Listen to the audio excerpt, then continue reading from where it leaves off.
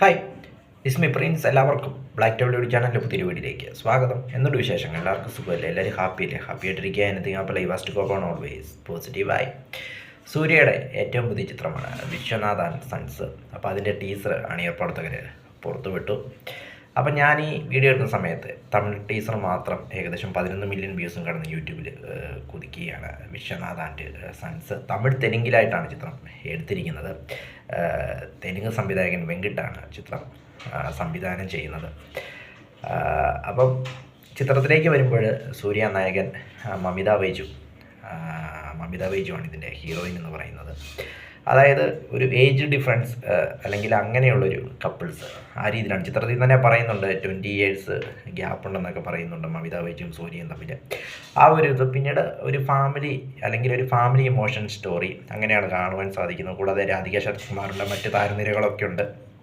അപ്പോൾ ഒരു family story ആ ലെവലിനായിട്ടാണ് അല്ലെങ്കിൽ അങ്ങനെ ഒരു സ്റ്റോറി ലൈനാണ് ഇത് കാണുവാൻ സാധിക്കുന്നത്. പ്രത്യേകിച്ച് ഇത് കണ്ടപ്പോൾ പെട്ടെന്ന് വാരിസൊക്കെയാണ് എനിക്ക് ഓർമ്മ വന്നത്. ഒരു സീരിയൽ ടൈപ്പ് സ്റ്റോറി ലൈൻ പോലൊക്കെ തോന്നുന്നു ഈ ഒരു ടീസർ കണ്ടപ്പോൾ.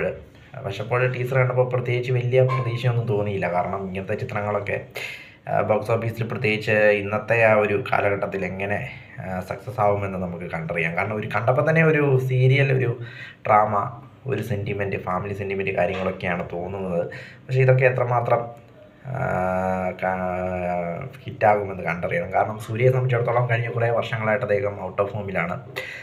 അപ്പം കറുപ്പിന് ശേഷമാണ് തോന്നുന്നു ഈ ചിത്രം റിലീസ് ചെയ്യുന്നതെന്ന് തോന്നുന്നു. ഈ ചിത്രം ജൂലൈയിലാണ് കൊടുത്തിരിക്കുന്ന ടീസറിൽ. ജൂലൈയിലാണ് റിലീസ്. കറുപ്പ് ഏപ്രിലിൽ വരുമെന്ന്, കറുപ്പ് റിലീസ് നീണ്ട് ഏപ്രിൽ വരും, മെയ്യിൽ വരും എന്നൊക്കെ പറയുന്നുണ്ട്. അങ്ങനെയാണെങ്കിൽ ബാക്ക് ടു ബാക്ക് റിലീസ് ആകുമോ എന്ന് കാത്തിരിക്കാം. അല്ലെങ്കിൽ ഇതാണോ ഫസ്റ്റ് റിലീസ് ചെയ്യാൻ പോകുന്നതെന്നും അറിയില്ല.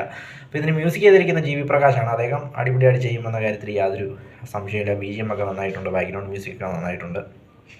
ഏതായാലും സൂര്യയുടെ ലുക്കും കാര്യങ്ങളൊക്കെ കുറച്ചിട്ട് ഏജ്ഡ് ആയിട്ടൊരു ക്യാരക്ടർ, ആ ഒരു ലെവലിലാണ് ലുക്കും കാര്യങ്ങളൊക്കെ ഇതിൽ കാണുവാനായിട്ട് സാധിച്ചിരിക്കുന്നത്. നരച്ച താടിയും കാര്യങ്ങളൊക്കെ. മമിത ബൈജു വളരെ യങ് ആയിട്ടും. അപ്പോൾ ആ ഒരു സ്റ്റോറി ലൈൻ അല്ലെങ്കിൽ ആ ഒരു സ്റ്റോറി അത് ഡിമാൻഡ് ചെയ്യുന്നുണ്ടെന്ന് തോന്നുന്നു. അതുകൊണ്ടായിരിക്കാം അങ്ങനെ ഒരു ഗെറ്റപ്പും കാര്യങ്ങളൊക്കെ.